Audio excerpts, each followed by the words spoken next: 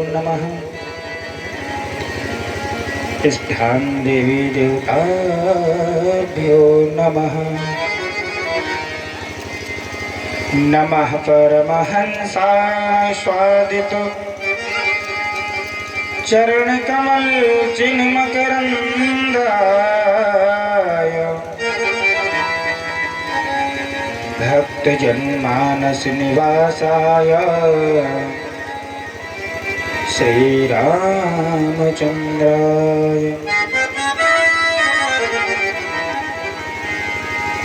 ध्येयं सदा परिभवग्नं भीष्टदोहम् तीर्थास्पदं श्रीविरञ्चिनुतं शरण्यम् भृत्यार्तिहं प्रणतिपालिभवादिपोतम् वंदे महापुरुष ते चरणारविंदम। कंसे विभूषित करा नवनीरदाभट पीतांबरादरुण बिंब फलाधरोष्ठात्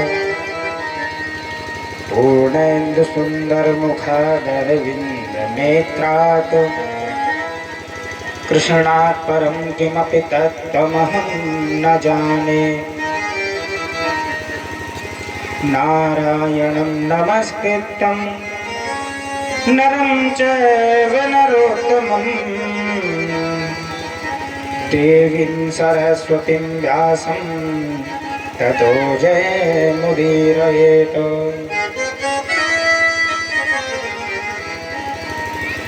श्री सीतानाथ समारंभां श्री रामानंदार्य मध्यमान् श्री अस्मदाचार्य पर्यन्तां वंदे श्री गुरु परंपराम्।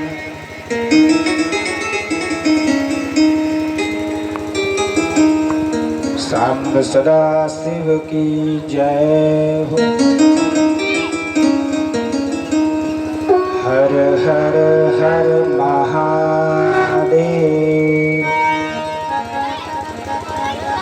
भगवान श्री श्यामदास शिव के मुख से निस्तृत ग्रंथ भगवान शिव का वांगमय स्वरूप गौरी शंकर मंदिर प्रांगण में भोले बाबा माँ पार्वती के अंक में गोद में बैठ करके आप और हम सभी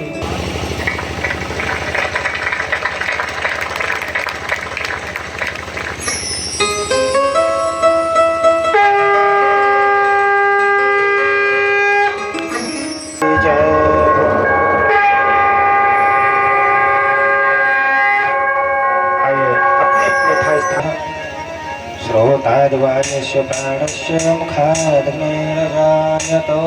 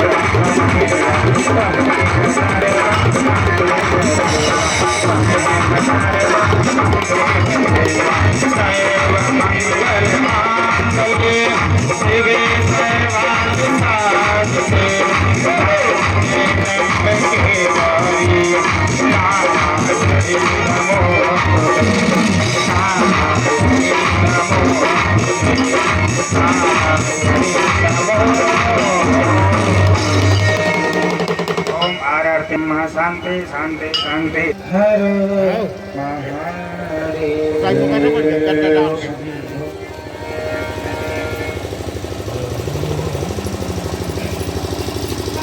देखिए कथा के जो प्रमुख श्रोता हैं, स्वयं श्रोता है, स्वयं वक्ता है, उनको कहा गया स्वयंभू, जिनकी स्वयं से उत्पत्ति हुई है।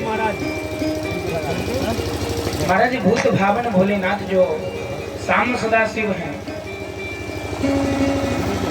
वो पूर्ण ब्रह्म है और स्वयं से उनकी उत्पत्ति हुई है। जो शिव पुराण जो ग्रंथ है, ये कोई साधारण ग्रंथ नहीं। शिव पुराण ग्रंथ को कहने वाले और सुनने वाले स्वयं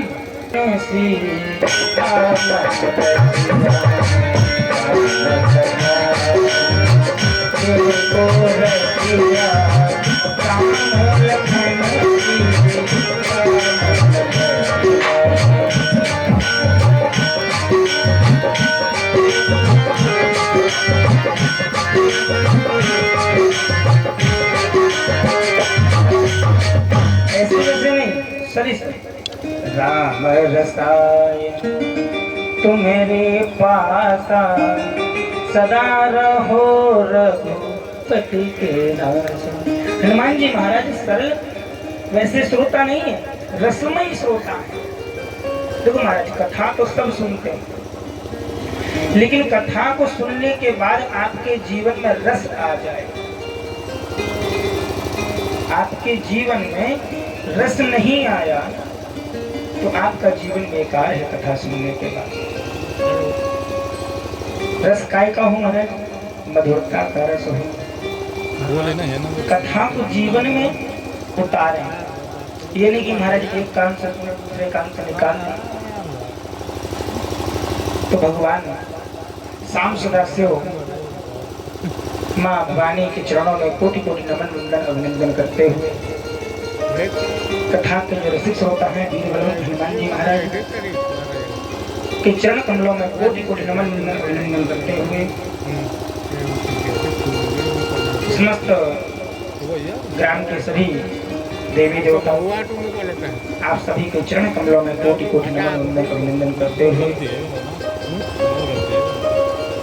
यहाँ उपस्थित सभी संत समुदाय, मित्र समाज,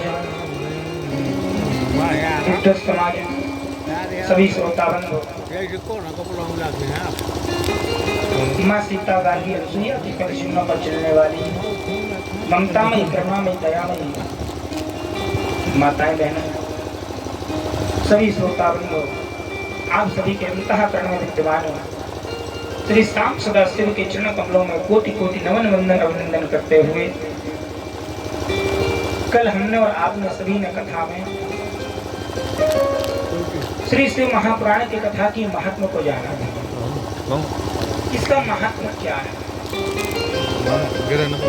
जब तक हम किसी विषय के बारे में जानेंगे नहीं तब तक उसको मानना कठिन होता है। तो पहले हमने कथा के महात्मा को जाना, अब उस कथा को हम श्रवण करेंगे। जीवन में कितने भी पाप किए हों और एक बार अगर महादेव कह दो महादेव महादेव महादेव त्रयोदय, एकेन पापेन मुक्ति, एक बार महादेव बोल देने से पाप से मुक्ति मिल जाती है। पाभ्याम संभोरिणी भवेत, अगर दूसरी बार आपने महादेव बोल दिया भगवान शाम सदा शिव आपके ऋणी हो जाते हैं। और तीसरी बार महादेव बोलना भी बाकी है, बोलेंगे अभी। आइए कल महात्मा कथा को जानने के उपरांत एक और भक्त की कथा भगवान शिव के बहुत प्रिय भक्त हैं उपमन्यु जी, जो यदुकुल के भगवान श्री कृष्ण के दीक्षा गुरु हो। देखो जीवन में गुरु बहुत होते हैं, जिससे हमें कुछ ज्ञान प्राप्त हो जाए वही गुरु है। भगवान कृष्ण की जो शिक्षा गुरु थे जिन्होंने अध्ययन कराया शिक्षा दी, वो महाराज संदीपन गुरु है। लेकिन भगवान श्री कृष्ण के जो दीक्षा गुरु हैं तो उपमन्यु जी महाराज हैं। उपमन्यु जी महाराज भगवान श्री के बहुत प्रिय गणों में से एक हैं, जो भगवान शिव को इतने प्रिय हैं कि भगवान शिव ने उपमन्यु जी को वो स्थान दे दिया जो अपने पुत्र कार्तिकेय को दिया है।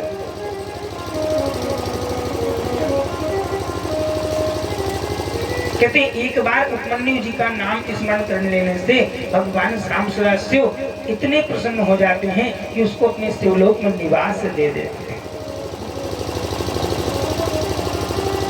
आद्यंत मंगल जात समान भाव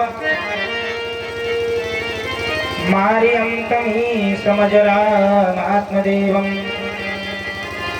पंचाननम प्रबल पंच विनोदशीलम संभावये मनसि संकरमं विक्लेशम। महाराज प्रयाग में सूत जी महाराज से सौनक आदि 88,000 ऋषियों ने प्रश्न किया, महाराज अगर हमें अपने जीवन के पापों का तुरंत विनाश करना है, तत्काल, भाई पाप हमने जीवन में किया तो कहते हैं समय आने पे जब हमारे पुण्य समाप्त हो जाते हैं तब हमें उस पाप का भुगतान करना पड़ता है। लेकिन सूत जी महाराज से सौनकादि ऋषियों ने पूछा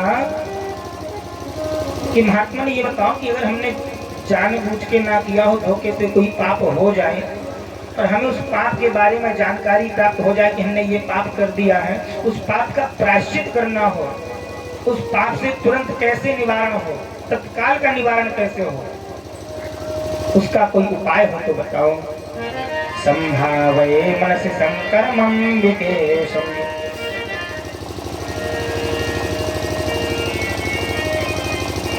सूत जी महाराज ने बड़ा सुंदर उत्तर दिया सौनकादि ऋषियों का।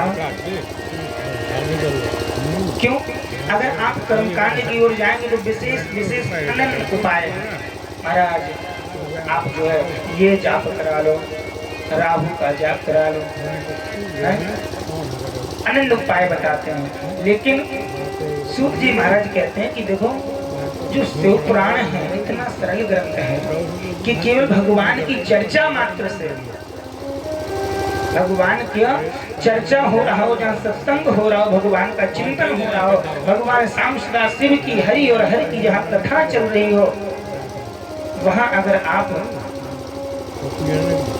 थोड़ा सा भी इतना समय दे रहे और कथा श्रवण कर लेते हैं तो आपके जीवन का जो पाप है आप उस पाप से तुरंत मुक्त हो जाएंगे। एक घड़ी आधियो घड़ी आधियो में पुण्य आध। भगवान का भजन जब भी करो, भगवान का चिंतन जब भी करो, भगवान का सत्संग जहाँ हो रहा हो वहाँ अगर बैठो तो शांतिपूर्ण व्यवस्था से एकाग्र मन से अपने मन को दुनिया के विषयों से हटा करके केवल भगवान के दरबार में बैठो, मन एकाग्र। और अगर मन एकाग्र हो और हम भगवान की कथा का सेवन करेंगे तो हमारे जीवन में जो पाप हो गया है उससे तत्काल हम मुक्त हो जाएंगे।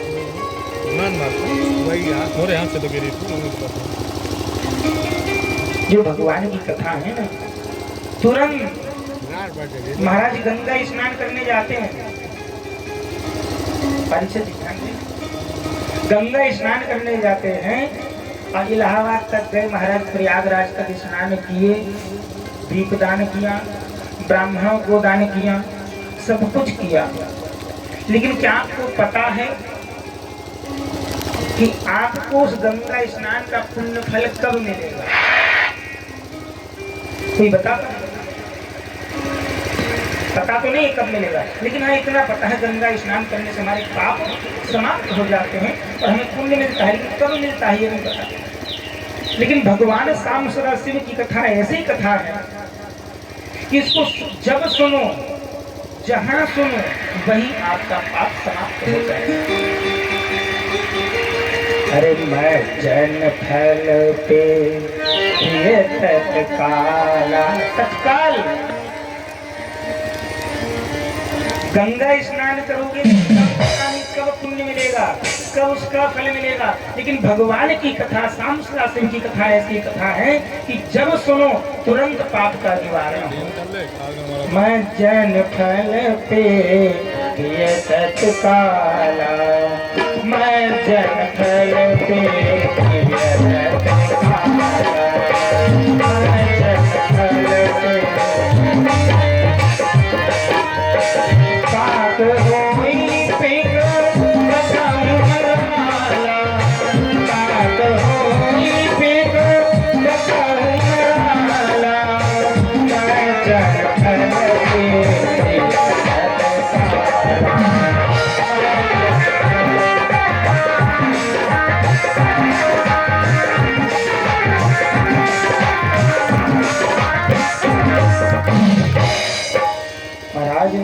भगवान शाम सदा शिव की कथा को जो है जब सुनो तुरंत आपके पाप का निवारण हो जाए। और स्पष्ट करके आप गंगा स्नान करने गए, आपने गंगा स्नान करते समय खूब मन में हर हर गंगे हर हर महादेव के नारे लगे, लेकिन उसका पता नहीं कब उसका पुण्य मिलेगा। लेकिन हम आपको स्पष्ट करके देंगे, प्रमाण सहित देंगे कि आप अगर भगवान की कथा में एक घड़ी आधी घड़ी आधे में पुण्य जितना भी समय देंगे उतना समय आपका जो है पुण्य में जुड़ेगा, पाप में नहीं जुड़ेगा। क्यों? जब भगवान की कथा में पंडालों में बैठेंगे 3 घंटे 2 घंटे 4 घंटे जितना समय देंगे उतनी देर आप दुनिया से दूर रहेंगे। तो आपका जो ये समय होगा ना 3 घंटे का, ये समय आपका पुण्य में जुड़ जाएगा। पहला बार ये पहला लाभ हो गया कि पुण्य में आपका ये समय जुड़ गया। दूसरा लाभ ये कि जब हम संसार से दुनिया से दूर रहे तो संसार में हमारी किसी से कोई वार्ता नहीं हुई, मित्रों के साथ नहीं बैठे, तो हम जो गलत बोलने वाले थे, एक दूसरे की भांजी मारने वाले थे, चिकाई करने वाले थे, उस सब से बुराई से बच गए। नहीं पता चले हम बैठते फलाना व्यक्ति बहुत वैसा है, वो ऐसा है, एक दूसरे की बुराई करते तो पाप में जाता आपका समय, ये समय आपका पुण्य में जा रहा है। तो ये फल है भगवान की कथा का। मज्जन फल पेठी तत्काला, तत्काल फल लो तुरंत। भगवान शंकर जी का ध्यान किया, स्मरण किया और उनसे बोले महात्मन आपने बहुत अच्छी बात पूछी। ये जो प्रश्न है ना कि तुरंत पाप का निवारण कैसे, तीनों लोगों का हित करने वाला प्रश्न आपने पूछा है। सूत जी महाराज ने अपने गुरुदेव भगवान का स्मरण किया और बोले ब्राह्मणों, धर्म अर्थ काम मोक्ष, इन चारों पुरुषार्थों को देने वाला भगवान शिव का जो निस्तृत ग्रंथ है उनके मुख से निकला हुआ है शिव महापुराण है। शौनक आदि ऋषियों ने पूछा महाराज जी शिव पुराण का परिचय बताने की कृपा करें। सूत जी महाराज परिचय बताते हैं कि शिव पुराण में महाराज 7 आपको बता दें जीवन में कथा कब होती है, चाहे मनुष्य हो चाहे कोई भी पशु पक्षी जीव जंतु कोई हो, उसके जीवन में जब व्यथाएं आएंगी तभी उसके जीवन में कठिनाई आएगी। कोई भी कथा उठा करके देख लो, श्री रामचरितमानस, श्रीमद् भागवत महापुराण, श्रीमद् देवी भागवत, नारद पुराण, स्कंद पुराण, श्री शिव महापुराण, जब जब कहीं ना कहीं कोई कष्ट आया है तब कथा का प्रारंभ हुआ है। तो शौनक आदि ऋषियों के मन में चिंता का विषय बना कि महाराज व्यक्ति मनुष्य जो है जीवन में इतने पाप करता है, उसका कोई ऐसा सरल सा उपाय हो तो बताइए। और कोई भी कथा हो महाराज 7 दिन से ज्यादा अनुष्ठान होना ही नहीं चाहिए। 7 ही दिन है और ये 7 दिन आज के नहीं है, आदि सृष्टि उपजी जगते भगवान शाम सदा शिव के द्वारा बनाए हुए 7 दिन हैं। उन्हीं 7 दिन में सभी कथाएं हुई, 7 दिन के अलावा 8वें दिन कोई कथा हुई नहीं। अब आप लोगों ने ऐसा प्रपाटी ऐसा नियम बना लिया महाराज नहीं, हमारे यहाँ तुम्हारे 11 दिन, कथा 7 ही दिन की है और ये भगवान की कथा नहीं, हमारी तुम्हारी सबकी कथा 7 दिन की है। अगर व्यक्ति अपने जीवन के अंत समय में जाएगा या अपने जन्म के समय में आएगा तो अपनी उसकी जो जीवन शैली लिखी जाएगी ना, तो उसमें केवल वही 7 दिन आएंगे। 7 दिन के अलावा कोई 8वां दिन आने वाला नहीं है कि 8वां दिन आ जाएगा। यही लिखा जाएगा फलाना व्यक्ति भाई शनिवार को चला गया। रविवार से प्रारंभ होकर के सूर्यवार, चंद्रवार, भमवार, बुधवार, गुरुवार, रविवार, शनिवार, ये 7 दिन, इनके अलावा कोई 8वां दिन है नहीं। और इन्हीं 7 दिन में सबको आना है, सबको जाना है। तो सबकी कथा कितनी? 7 दिन। कथा के माध्यम से आपको और स्पष्ट कर दूं, इसमें 7 संहिताएं हैं। 7 दिन अलग अलग संहिताओं की कथा श्रवण करने को आपको मिलेगी। 7 संहिताएं कौन कौन सी हैं जरा समझ लो। सूत जी महाराज सोनक आदि 88 ऋषियों को बताते हैं। पहली संहिता है महाराज विद्येश्वर संहिता। विद्येश्वर संहिता, जिस संहिता में भगवान शिव की महत्ता का वर्णन है कि शाम सदा शिव क्या है, कौन है और क्यों है, पूरा परिचय विश्वेश्वर संहिता में है। दूसरा है महाराज रुद्र संहिता, भगवान शिव के रुद्र स्वरूप का वर्णन है उसमें। तीसरे दिन की कथा महाराज विनायक संहिता, उमा संहिता, मात्र संहिता, एकादश रुद्र संहिता,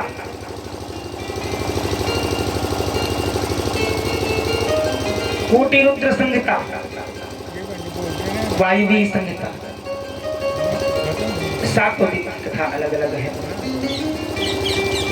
इस प्रकार पुराण के 7 संहिताओं का वर्णन सूत जी महाराज ने बताया।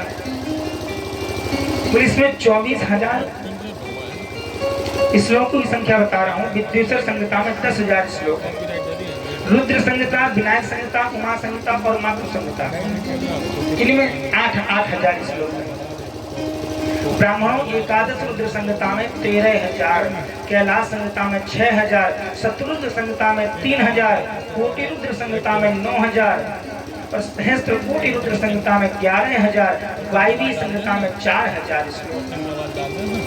इस प्रकार से पूरे मूल शिव पुराण में 24,000 श्लोक हैं। पूर्व काल में भगवान शिव ने श्लोक संख्या की दृष्टि से 100 करोड़ श्लोकों का एक पुराण ग्रंथ गठित किया, बांधा। लेकिन सृष्टि के आदि में निर्मित हुआ वह पुराण साहित्य अत्यंत विस्तृत था, इतना बड़ा था कि हर किसी की समझ में आने वाला नहीं था। तब उसको भगवान शिव ने संक्षिप्त किया। सूत जी महाराज कहते हैं कि इस शिव पुराण में वेदांत विज्ञान में प्रधान निष्कपट धर्म का प्रतिपादन किया गया है। वह धर्म कौन है? धर्म साक्षात शिव के सम्मुख जो विराजमान रहते हैं नंदी महाराज, स्वयं साक्षात धर्म है। यह पुराण ईर्ष्या रहित है, इसमें कोई ईर्ष्या वाली बात नहीं है। देखो दुश्मन उसके होते हैं, ईर्ष्या व्यक्ति को उससे होती जो आगे बढ़ रहा है। और भोले वाला के पास क्या है? कुछ नहीं, कुछ ना होते हुए भी सब में वो। धन धन भोले नाथ तुम्हारे, कौड़ी नहीं खजाने में। 3 लोक बस्ती में बसा दिए आप, बसे पीराने।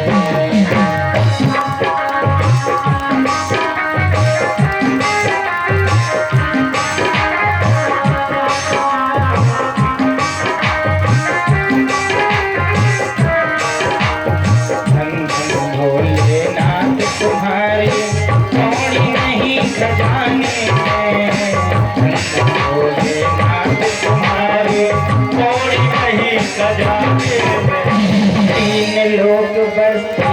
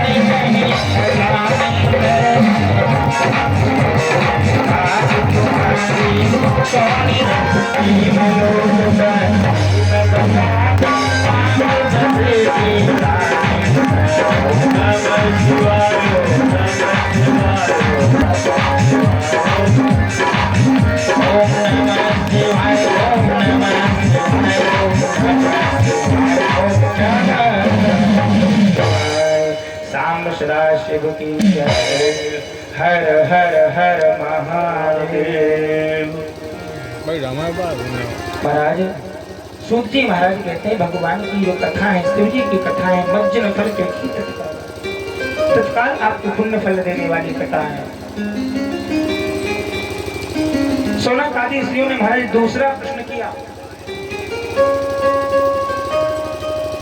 अगर कोई मनुष्य या कोई जीव भगवान शिव के पद को या शिव के लोक को पाना चाहे कि हमें शिव मिल जाए तो कैसे मिले? सूत जी महाराज ने उसका उपाय बताया। महाराज शिव जी से मिलने का, शिव आपको कैसे मिलेगी, आपका शिव से मिलन कैसे होगा? श्रोत्रेण श्रवणं तस्य वचना कीर्तनं तथा मनसा मननं तस्य महासाधन मुच्यते। श्रोत्रेण श्रवणं तस्य वचसा कीर्तनं तथा। बोले भगवान शिव की कथा को, भगवान शिव के सत्संग को, भगवान शिव के मुख से निकली हुई ग्रंथ को श्रोत्रेण सुनना चाहिए। और सुनने को उपरांत क्या करना है महाराज? चिंतन करना है, कीर्तन करना है। वचसा कीर्तनम तथा मनसा मननम तथा, और मन से मनन करना है। तस्य महासाधन मुच्यते, आपके पाप से निवारण के लिए और भगवान शिव को पा लेने के लिए इससे बड़ा कोई दूसरा उपाय नहीं है। महासाधन मुच्यते, आपके पाप को छोड़ने वाला, पाप को दूर करने वाला सबसे बड़ा साधन ये है। इससे बड़ा साधन संसार में कोई दूसरा नहीं है महाराज। और बोले कान से भगवान के नाम का गुण और भगवान की कथाओं का, भगवान की लीलाओं का श्रवण करना चाहिए। वाणी द्वारा उनका कीर्तन करें, मन से मनन करें, चित्त से चिंतन करें। तात्पर्य महाराज करना क्या है? भगवान शिव का चिंतन मनन किस प्रकार करना है, इसी साधन से संपूर्ण महान मनोरथों की सिद्धि में लगे हुए आप लोगों को परम साध्य जो साधना है भगवान शिव की भक्ति है वो प्राप्त हो जाएगा। महाराज कैसे? जब तक हम संसार में देखेंगे, संसार में हमें जो भी दिख रहा है चर अचर, ये सब माया है। क्या है ये सब? माया। माया। और भगवान की माया बड़ी प्रबल है। माया का जरा समझी विच्छेद करो, माँ और या। माँ माने होता है नहीं, और या माने जो नहीं है वही माया है। और माया ही दिखती, माया पति नहीं। और जिस दिन माया दिखनी बंद हो जाएगी समझो उसी दिन हमें माया पति दिख जाएगा। भगवान की माया बड़ी प्रबल है। इस माया में बड़े बड़े संत अच्छे नहीं छूट पाए इस माया से, तो हम कैसे छूट सकते हैं? लेकिन हाँ एक उपाय है कि माया में रहते हुए भी माया की तरफ ना देखो। देखो माया में तो रहना पड़ेगा, लेकिन माया में रहते हुए भी माया की तरफ ना देखो। भगवान का ध्यान करो। कब होगा? जब मन एकाग्र होगा।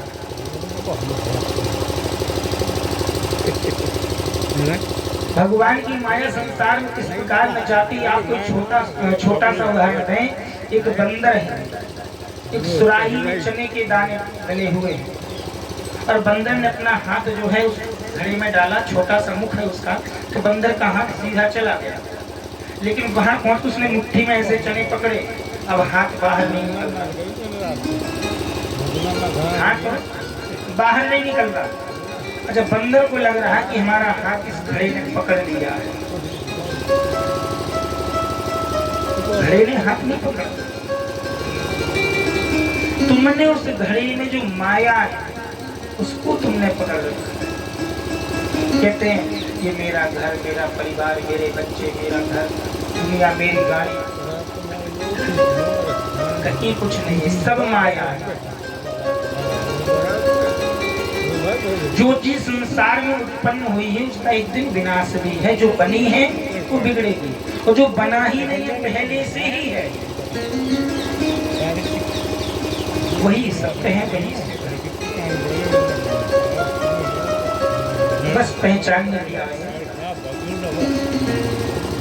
तो जिस प्रकार से बंदर सोचता है कि हमारा हाथ जो है घड़े ने पकड़ रखा है, इसी प्रकार हम सोचते हैं नहीं, माया ने हमें पकड़ रखा है। माया ने नहीं पकड़ा, हम माया को पकड़े बैठे हैं बंदर की तरह, और कह रहे महाराज हमारा हाथ घड़े ने पकड़ रखा, हमको माया ने पकड़ रखा। माया किसी को नहीं पकड़ती, हम माया को पकड़ते हैं।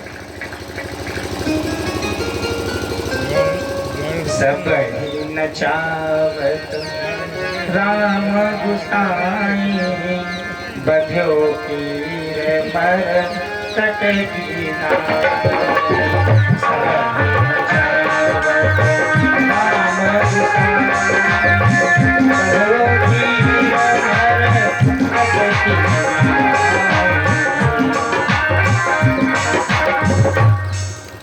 सब ही नचावत राम गुसाई। ब्रह्म जो है, ब्रह्म की माया सबको नचा। और जिस प्रकार से बंदर घड़े में अपने हाथ को फंसा सोच करके कहता है जिस घड़े ने हमारा हाथ पकड़ रखा है, उसी प्रकार से हम कहते हैं माया ने हमें पकड़ रखा। एक बार माया को अनदेखा करके माया पति की ओर देख ले जो व्यक्ति, तो उसको माया कभी व्याप्त ही नहीं सकती।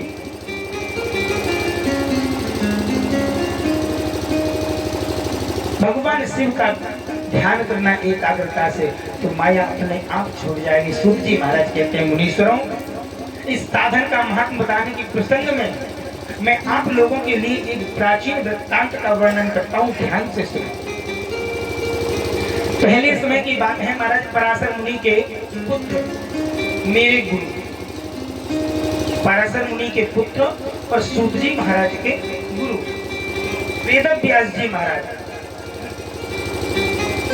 सरस्वती नदी के सुंदर तट पर तपस्या कर रहे थे। एक दिन सूर्य तुल्य तेजस्वी विमान से यात्रा करते हुए भगवान सनत कुमार अकस्मात वहां आ पहुंचे। सनत कुमार कौन है? ब्रह्मा जी के पुत्र। सनत, सनंदन, सनातन और सनत कुमार, ये चार भाई हैं, और जहां भी जाते हैं चारों जाते हैं। इनका काम है केवल भगवान की हरि कथा का प्रचार प्रसार करना, भगवान का जाप करना, भगवान का चिंतन करना, भगवान की कथा को मनन करना। तो महाराज एक बार चारों पुत्र अकस्मात वहां आ पहुंचे और उन्होंने मेरे गुरु की ओर देखा। महाराज वेदव्यास जी को जैसे देखा, वे ध्यान में मग्न थे। उससे जगने पर उन्होंने ब्रह्मपुत्र सनत कुमार जी को अपने सामने उपस्थित देख करके प्रणाम किया, आसन दिया। सनत कुमार बड़े भाव से खड़े हुए हैं। व्यास जी की जैसी निद्रा खुली, व्यास जी ध्यान से चित्त से छूटे। सनत कुमारों ने प्रश्न किया, महाराज तुम सत्य वस्तु का चिंतन करो। सत्य, सत्य क्या है? सत्य तो महाराज रह ही नहीं गया। होगा कोई कोई जो सत्य बोलता होगा, बोले सत्य वस्तु जो है उसका चिंतन करो, मनन करो, पता करो ये सत्य क्या है।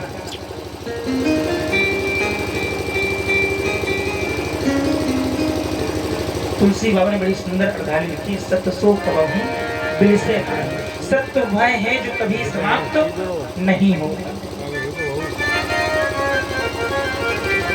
सत्य सो कबहू बिल से नहीं, वह है सत्य जो पहले था, वर्तमान में है और अंत में भी रहेगा।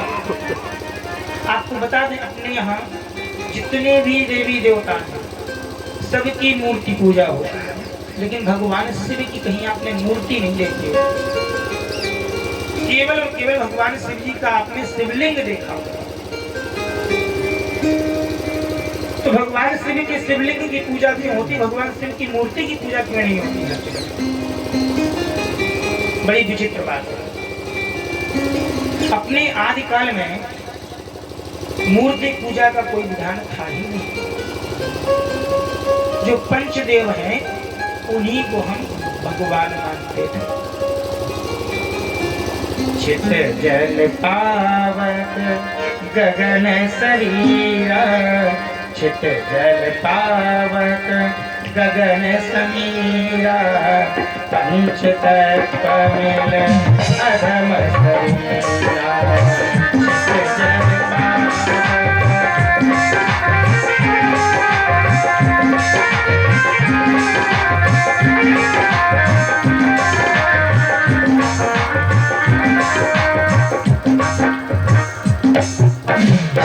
चित जल जल पावक गगन समीरा और पंच तत्व मिल अधम शरीर। जो मनुष्य का शरीर है, जितने भी जीव जंतु हैं, चींटी से लेके हाथी तक, इन सबके शरीर में यही पांच तत्व समाहित हैं।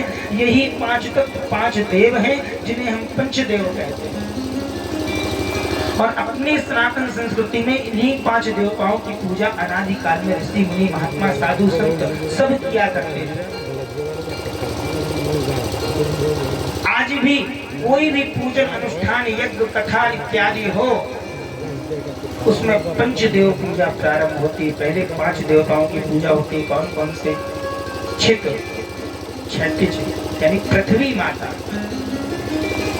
अगर आप सत्यनारायण की कथा भी कराएंगे तो पंडित जी आके पहले पृथ्वी पूजन कराएंगे महाराज।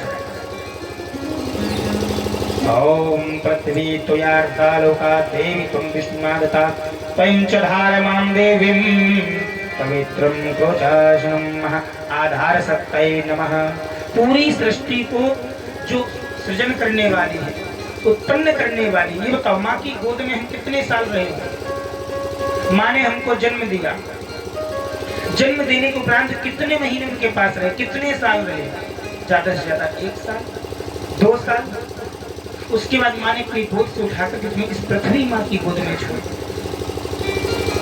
इसी पृथ्वी माँ की गोद में हमने चलना प्रारंभ किया अपने पैरों से। इसी पृथ्वी की गोद में हमने मलमूत्र त्याग किया। इसी पृथ्वी की गोद से हमें भोजन पोषण सारी चीजें मिली।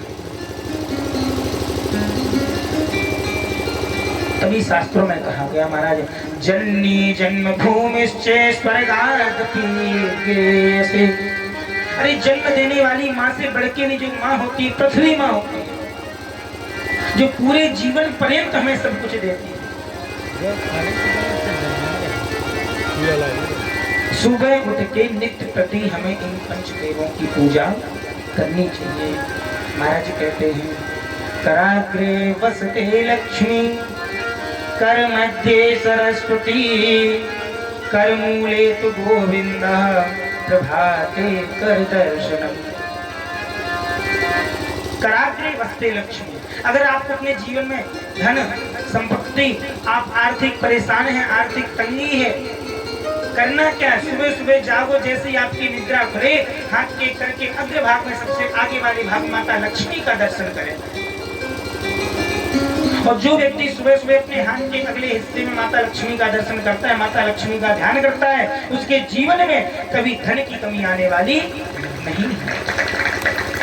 कराग्रे वस्ते लक्ष्मी, कर मध्य सरस्वती करके मध्य भाग में माता सरस्वती का दर्शन करना चाहिए।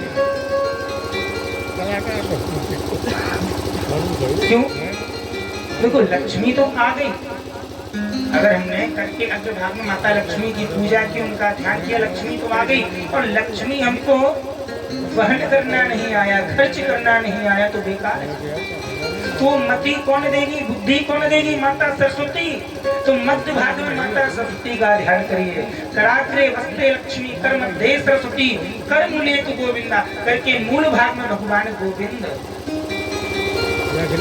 भगवान ब्रह्म यानी नारायण का ध्यान करो, जो आपको सद्बुद्धि देंगे, सदमार्ग देंगे, किस मार्ग में आपको धन खर्च करना है।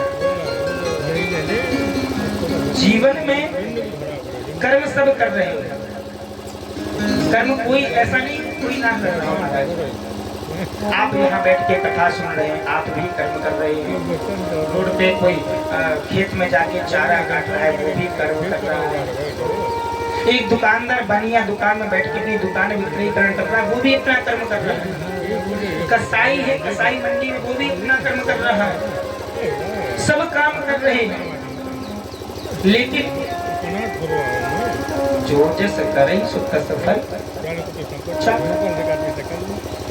कर्म की प्रधानता अपने शास्त्र में बहुत अच्छी बताई गई महाराज। कर्म, अगर आपका कर्म करने की दिशा सही है, क्या दिशा, अगर हम कर्म सही दिशा में करेंगे तो हमारी दशा अच्छी बनेगी, और कर्म करने की दिशा गलत है तो दशा हमारी बिगड़ जाएगी। अब ये अपना सुनिश्चित कर लो कि हमें जीवन में अपनी दशा बनानी है या बिगाड़नी है। तो इसके लिए हम किस दिशा में कार्य करें वो हमें कौन देगा? भगवान नारायण गोविंद का दर्शन करो। करात्रे वस्ते लक्ष्मी कर्म दे सृष्टि कर्म ले तो गोविंदा प्रभाते कर दर्शनम। अब इनका निवास कहाँ है? समुद्र वसने देवी पर्वत स्तन मंडले विष्णु पत्नी नमस्तुभ्यं पादे स्पर्शं क्षमस्व मे।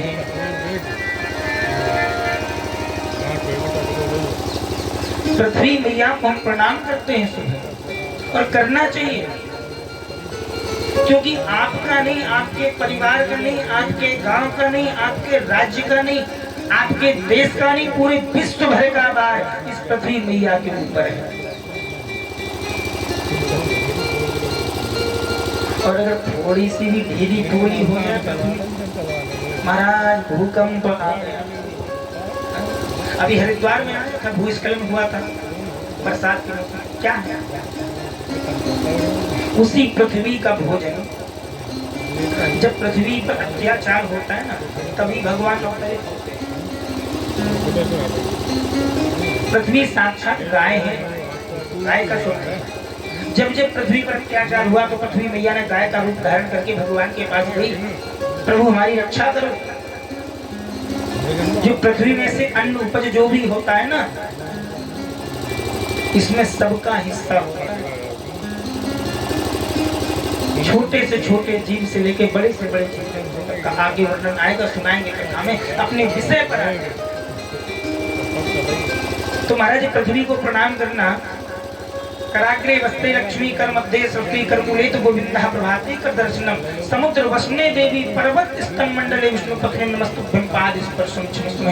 इस पृथ्वी मैया से प्रार्थना करते हैं, क्षमा याचना करते हैं, हे मां आप हमें क्षमा करें, क्योंकि मैं आपके ऊपर, आपके शरीर पर अपने चरण का प्रहार करने वाला हूँ, चरण रखने वाला हूँ। सुबह उठते ही अपने आसन से उठा तो चरण रखते हो, तो माँ को, माँ की गोद में आप चरण रखो, हाथ रखो, कुछ भी करो, मलमूत्र त्याग, माँ कभी गुस्सा करने वाली नहीं है। अपने विषय पर आए, बोले चिंतन करो भगवान शिव का, मनन करो। ये तीन महत्तर साधन बताए गए, श्रवण कीर्तन और मनन। श्रवण कीर्तन मनन तीनों साधन वेद सम्मत हैं, मुक्ति के कारण हैं। यह बात स्वयं भगवान शिव ने मुझसे कही। ऐसा कौन बता रहे हैं? सनत कुमार बता रहे हैं व्यास जी महाराज को। लेकिन हे ब्राह्मण, अगर तुम श्रवण आदि तीनों साधनों का ही अनुष्ठान कर लो, कथा तो सुन रहे हो, अगर कथा को अनुष्ठान विधि से कर लिया जाए, साप्ताहिक तरीके से कर लिया जाए महाराज, तो व्यास जी से बारंबार ऐसा कहा गया कि इसको करना क्या है?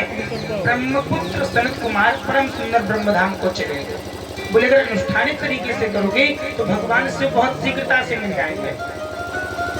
ऋषि बोले सूत जी, श्रवण आदि तीन साधनों को आपने मुक्ति का उपाय तो बताया, मुक्ति का उपाय तो बताया, किंतु जो श्रवण आदि तीनों साधनों में असमर्थ, अगर कोई व्यक्ति जीवन में न कथा सुन पा रहा हो, जैसे हमारे अमर बाबा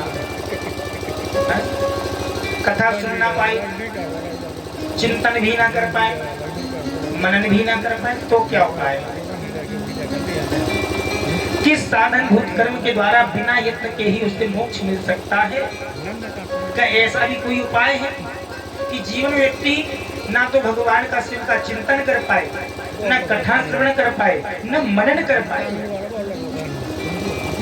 सूत जी कहते हैं सौनक आदि ऋषियों, जो व्यक्ति श्रवण चिंतन मनन से भगवान को नहीं पा रहा है तो उसको करना क्या है, केवल भगवान शिवलिंग की मूर्ति को स्थापित करे और शिवलिंग की मूर्ति को स्थापित करने के बाद उसका अभिषेक करे, पूजन बने, जैसे भी बने ना बने, जो समझ में आए भगवान भोलेनाथ को चढ़ा दे। नाम ही उनका भोलेनाथ। शक्ति के अनुसार शिवलिंग बालू का बनाए, अभिषेक करें, भगवान भोले बाबा उतनी से ही प्रसन्न हो जाए। सूत जी महाराज से शौनकादि ऋषियों ने पूछा, ये तो बताओ, आपने तो कह दिया शिवलिंग बनाए और पूजन करे हो जाएगा, लेकिन शिवलिंग कितना बड़ा बनाना है, कितना छोटा बनाना है? बड़ी विचित्र बात है। हम कभी कभार अपने घरों में मिट्टी की शिवलिंग बनवाते हैं, रुद्राभिषेक करवाते हैं, तो महाराज बताते हैं कि अंगुष्ठ मात्र रूप घर में अगर हम कोई शिवलिंग रख रहे हो तो 8 अंगुल से बड़ा नहीं है, और कहीं मंदिर में रख रहे हैं तो 8 अंगुल से छोटा नहीं होना चाहिए। कहीं मंदिरों में स्थापित करा रहे हैं तो 8 अंगुल से छोटा ना हो, बड़ा चाहे कितना भी हो जाए, कोई दोष नहीं लगेगा। सनत कुमार बोले, भगवान शिवलिंग जो है शिव की निराकार स्वरूप का प्रतीक है, उस निराकार स्वरूप में भी भगवान साकार है। देखो शिव पुराण की कथा थोड़ी विचित्र है, कम लोगों के समझ में आ रही है, समझेगा उसी को समझ में आएगी। शिव जो है शिव तत्व वायु तत्व है, शिव तत्व वायु तत्व है। हमने बताया 5 देवता, पंचदेव पूजा होती थी, क्षित जल पावक गण समीरा, पंच तत्व में अधम शरीर। क्षैतिज पृथ्वी मैया या देवी बोल लो, शक्ति बोल लो। दूसरा आपका वायु देवता भगवान भोलेनाथ। क्यों? शंकर स्वयं के शिवनंदन हनुमान जी जो है पवन पुत्र हैं और शंकर जी का साक्षात स्वरूप है। शंकर जी वायु देवता, वायु हो गया और पृथ्वी हो गया, 2 तत्व हो गए। तीसरा तत्व आ जाओ, भगवान विष्णु कहाँ रहते हैं? क्षीर सागर में, समुद्र में रहते हैं, जल में, जल तत्व तीसरे देवता। क्षैतिज पृथ्वी हो गया, वायु हो गया, जल हो गया।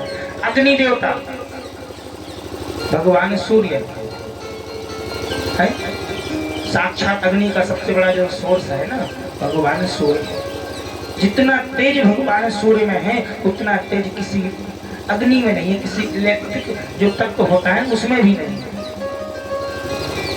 पृथ्वी पर अगर कोई ऊर्जा का सबसे बड़ा स्रोत है तो भगवान सूर्य है। तो आपके कितने तत्व हो गए? क्षैतिज पृथ्वी मैया, भगवान शिव, वायु, जल भगवान विष्णु, अग्नि भगवान सूर्य। अब क्या रह गया? आकाश। 5वां तत्व रह गया आकाश। आकाश में जो देवताओं के अधिपति हैं भगवान गणेश जी महाराज, इनकी कथा गया एक बार इन्होंने इनसे कहा गया पूरा आप जो है जितना ब्रह्मांड है पूरा इसका परिक्रमा लगाओ। उस शर्त में ये जीत गए, तब से इनको देवताओं का अधिपति बना दिया। बोलिए गजानन महाराज की जय। तुम्हारा संसार में कोई भी कार्य हो, छोटी पूजा हो बड़ी पूजा हो, प्रत्येक पूजा में भगवान गणेश जी का सबसे पहले यापन होता है। सबसे पहले यापन गणेश जी महाराज का होता है। आइए हम सभी गणेश जी का आवाहन करें। गजानन पधारो आसन संहारो, गजानन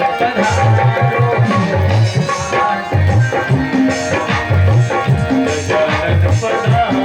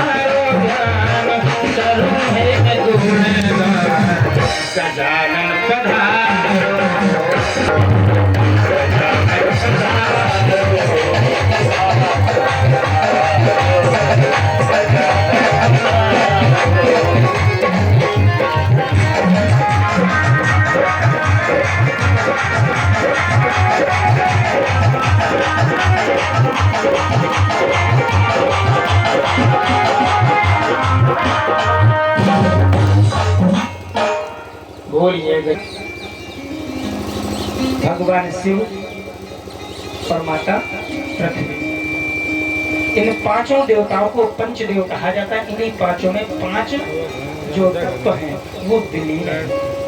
चित जल पावक गगन समीरा पंच तत्व मिल अधम समीरा। ये पांच तत्वों से ही पूरी सृष्टि का निर्माण हुआ। इन्हीं पांच तत्वों से जो भी संसार में आप देख रहे हैं, चाहे वो उसको विज्ञान कह लो, चाहे कोई चमत्कार कह लो, चाहे लाइट हो, चाहे बल्ब हो, चाहे पंखा हो, चाहे कूलर, एसी, वॉशिंग मशीन, कुछ भी उपकरण हो, चाहे बड़े से बड़े परमाणु बम हो, हर चीज में इन्हीं पांच तत्वों का कोई ना कोई छोटा सा हिस्सा लिया जाता है, तब वो बना पाते हैं। और जहाँ विज्ञान की खत्म हो जाती है तब कहते हैं अब इसके आगे भगवान है। ओह गॉड, अब भगवान जानेगा क्यों? क्योंकि विज्ञान खत्म है वहां। आपको स्पष्ट कर दूं, आपके शरीर में पांच तत्व कैसे हैं, जरा विचार करिए। यही पांच तत्व आपके शरीर में हैं। इन्हीं पांच तत्वों से आपका हमारा सबका शरीर बना हुआ है। एक दिन इन्हीं पांच तत्वों में ये शरीर विलीन हो जाएगा। प्रमाण देखो, महाराज वायु कहाँ चलती, हवा कहाँ चलती? घर में जो सिलेंडर है गैस वाला, एलपीजी गैस है, नहीं है छोड़।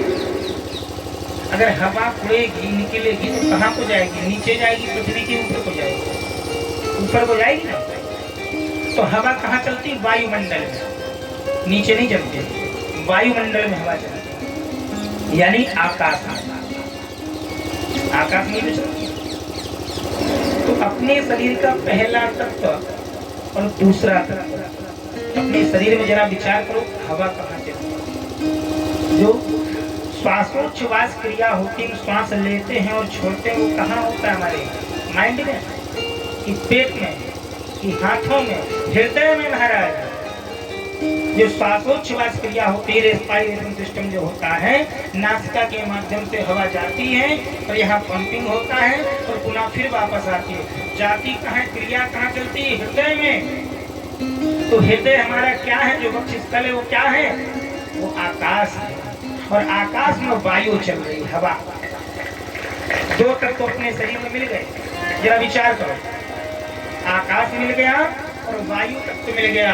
जब हम कोई भी कार्य अथक परिश्रम से करेंगे, मेहनत से करेंगे, तो जो वायु की गति है वो तीव्र हो जाएगी। तो श्वास लेने की प्रक्रिया है ना, थोड़ा तेजी से हो जाएगी। जब तीव्र हो जाएगी वायु की गति, तो हमारे शरीर में एक तत्व और बनेगा। क्या? ऊर्जा, गर्मी। लगती गर्मी, महाराज बहुत थक कर तो काम करते हो, उतार देते ऊपर वाला बस। कौन कौन सा मिल गया? आकाश, वायु और अग्नि, तीन तत्व मिल गए। और जब वो अग्नि गर्मी बनती है, उस गर्मी से क्या हमारे शरीर को इतनी गर्मी लगती है कि जलबिंदु जो है शरीर के बाहर निकल के आ जाते हैं। जल तत्व आ गया, और जब वही जल ठंडा होता है, शीतल होता है, तो मिट्टी बन के हम उसको गिरा देते हैं। तो ये पांच तत्वों से शरीर बना हुआ है, और जिस दिन समाप्त होता है तो इन्हीं पांच तत्वों में मिल जाता है। देखो कैसे मिलेगा। सबसे पहले जो हमारे अंदर जो आत्म तत्व बोल रहा है वो निकलता है। कहाँ जाता है वो? आकाश में तो जाता है, तो निकल गया। उसी के साथ जो है हवा निकल जाती है, श्वासें भी चली जाती है। तो आत्म तत्व है वो निकल गया, उसी के साथ हवा चली गई। अब क्या किए? जलाने गए महाराज, अग्नि में मिल गया। फिर उसका बाद जो राख जो बचा वो कहाँ गया? जल में गया। और जल से बह के फिर वो कहाँ गई राख? कहीं ना कहीं मिट्टी में जाके ठिकाने लगी। तो इस प्रकार से पांचों तत्वों से शरीर निर्मित है, और एक दिन इन्हीं पांच तत्वों में मिल जाता है। तो पहले अपने आदि काल में विषय वस्तु पर आए तो भगवान की मूर्ति पूजा नहीं थी। साक्षात भगवान जो थे उनकी पूजा किया करते थे। सूर्य वह सत्य है जो कभी समाप्त होने वाला नहीं है। सूत जी महाराज कहते हैं भगवान उसको ढूंढो, उस तत्व को ढूंढो जो सत्य है। सत्य सो कबहू दिल से नाही, सत्य वह है जो कभी समाप्त होने वाला नहीं है। बाकी संसार में जो भी आप निर्मित वस्तु देख रहे हैं, बनी हुई वस्तुएं हैं, वो एक दिन समाप्त होंगी। कुम्हार मिट्टी के विभिन्न बर्तन बनाता है, और जब वो बर्तन बन जाते हैं तो उनके नाम अलग अलग हो जाते हैं महाराज। ये बोले तवा है, ये सुराही है, ये घड़ा है, ये कुल्हड़ है, ये गिलास है। और जब वो फूटते हैं तो फिर क्या बन जाती है? मिट्टी। तो जो सत्य है वह सत्य ही रहेगा। जो हमारे अंदर जो तत्व है वो सत्य है। बाकी शरीर क्या है? नश्वर है, नाशवान है। वो तत्व समाप्त होने वाला नहीं है। वही तत्व क्या है? शिव है। और उसी शिव को हमें पहचानना है। उसी शिव की कथा को हम श्रवण कर रहे हैं। सूत जी महाराज कहते हैं सत्य को पहचानो। वो सत्य क्या है? महाभाग सनत कुमार बोले आपने भगवान शिव तथा दूसरे देवताओं के पूजन में वर्णन विभिन्नता देखी होगी।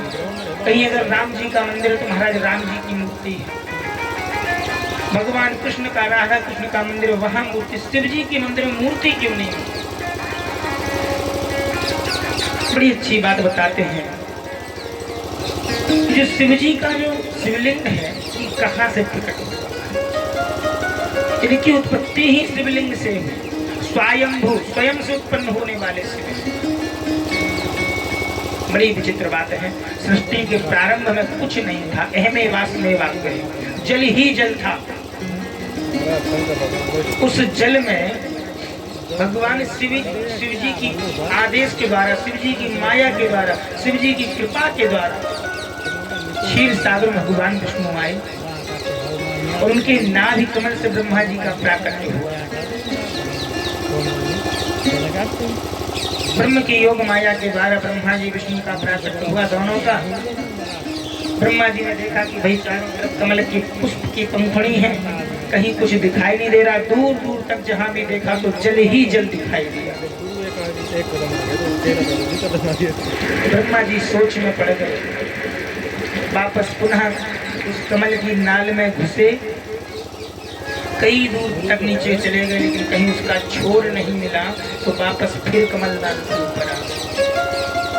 ऊपर आए तो देखा जो कमल के पुष्प की पंखुड़ी पर जो जल था, वो जल की बूंदें टप टप टप करके जल में गिर रही थी। तो उनको लगा कि हमको आदेश दे रहे हैं, इंगित कर रहे हैं कि तुम तपस्या करो। तो ब्रह्मा जी ने तप करना प्रारंभ किया, एकाग्रता ध्यान लगाया, और उसके बाद कई वर्षों बाद उनको भगवान विष्णु के दर्शन। जब भगवान विष्णु के दर्शन हुए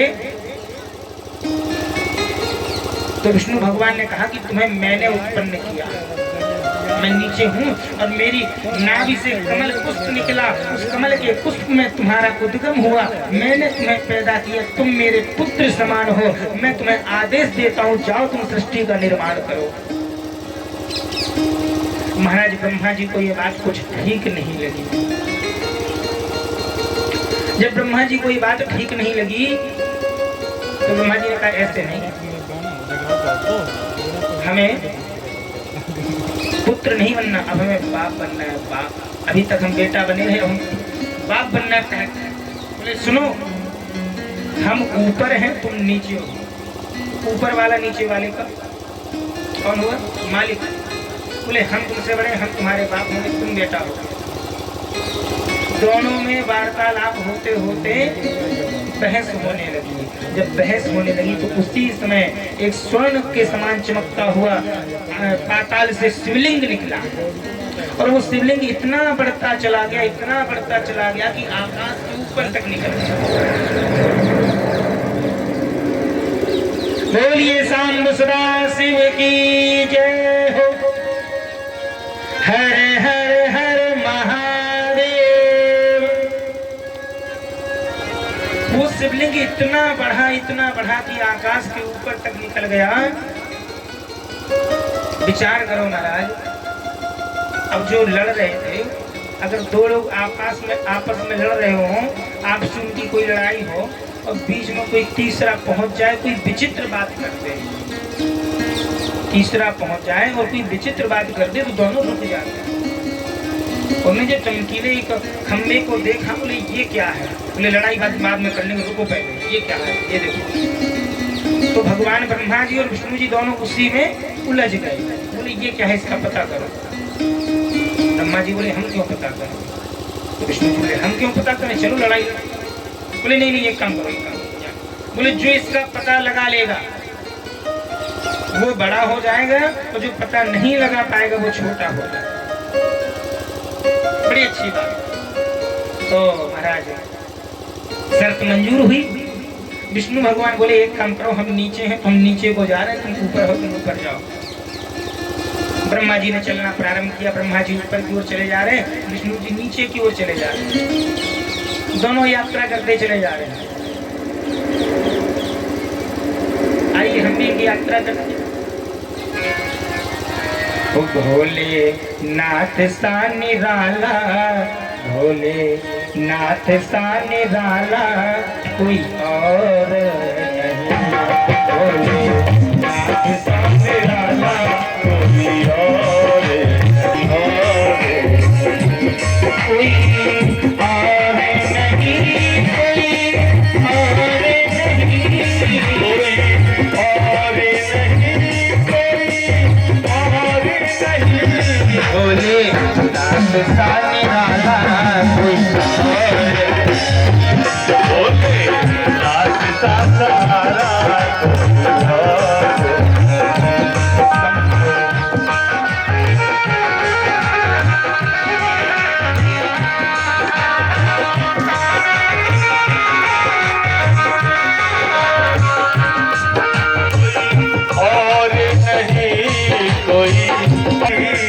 कोई और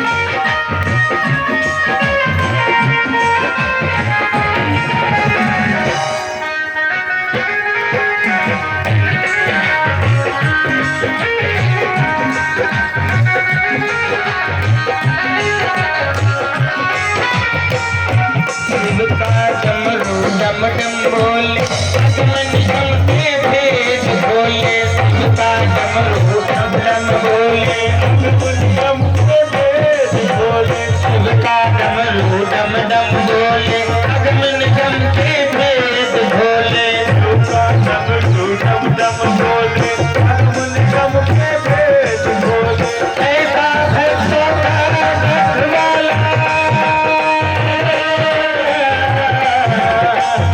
ऐसा भक्तों का रखवाला कोई और नहीं नाथ से निराला कोई और बोले नाथ सा निराला कोई और शंभु नाथ से निराला कोई और शंभु नाथ सा निराला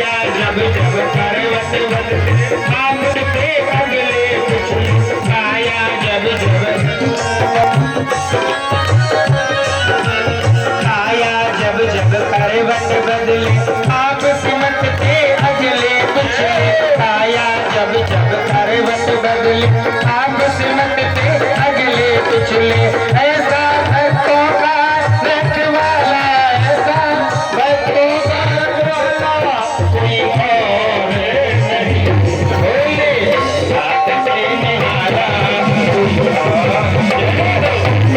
बोले साथ साथ निहारा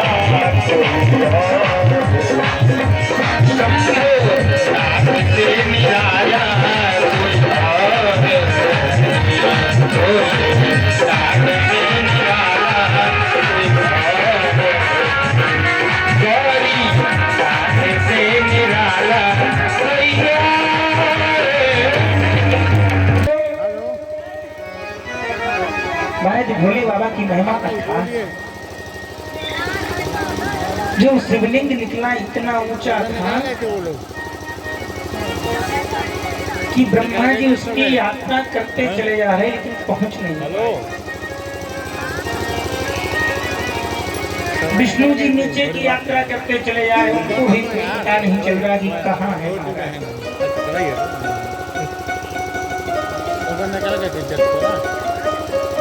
जब दोनों हताश हो गए महाराज हार गए तो वापस आने लगे। विष्णु जी तो अपनी हार स्वीकार कर लिए थे कि चलो हमें तो पता नहीं लग रहा, जाके बोल देंगे भैया तुम ही बाप बने रहो हम बेटा सही। लेकिन ब्रह्मा जी के मन में तो था कि नहीं हम तो बड़े बनेंगे। तो ब्रह्मा जी के मन में कपट था कि अब क्या करें, झूठ बोलेंगे पता नहीं मानेंगे कि नहीं मानेंगे।